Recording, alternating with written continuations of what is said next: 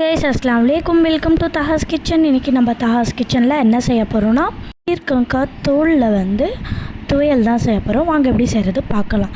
பீர்க்கங்காய் துவையல் நான் எடுத்து வச்சுருக்கேன். அதில் கருவேப்பிலை போட்டு வச்சுருக்கேன், நல்லா வாஷ் பண்ணி. காஞ்ச மிளகாய், கடலை பருப்பு, உளுத்தம் பருப்பு, வேர்க்கடலை, இஞ்சி, பூண்டு, புளி தேவையான அளவு நம்ம எடுத்துக்கலாம். இப்போ நான் எல்லாமே எடுத்து வச்சுருக்கிற திங்ஸ்லாம் பார்த்துட்டீங்களா. இப்போ நான் எப்படி செய்கிறேன்னு பாருங்கள். ஒரு கடாயில் எண்ணெய் போட்டு நல்லா சூடாகணும். ஜீரகம் போட்டுக்கிறேன்.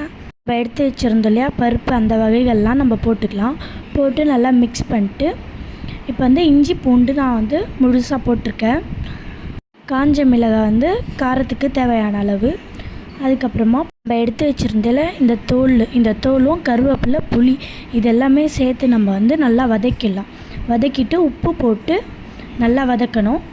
நல்லா வதக்கிட்டு இந்த மாதிரி ஒரு மிக்ஸி ஜாரில் மாற்றி நல்லா அரைச்சிட்டு வந்துடலாம். ஆற விட்டு அரைச்சிட்டு வந்துடலாம். அதுக்கப்புறமா ஒரு தாளிச்சிட்டு நம்ம எடுத்து வச்சுருக்கல இந்த துவையல் அரைச்சி வச்சுருக்கோம்ல இதெல்லாம் போட்டு நல்லா மிக்ஸ் பண்ணிவிட்டு கொஞ்ச நேரம் ஒரு 2 கொதி வந்த உடனே ஆஃப் பண்ணிவிடுங்க. இந்த மாதிரி ஒரு வாட்டி செஞ்சு பாருங்கள். தாஹாஸ் கிச்சனுக்கு லைக் பண்ணுங்கள், கமெண்ட் பண்ணுங்கள், ஷேர் பண்ணுங்கள், சப்ஸ்கிரைப் பண்ணுங்கள். அஸ்ஸலாமு அலைக்கும்.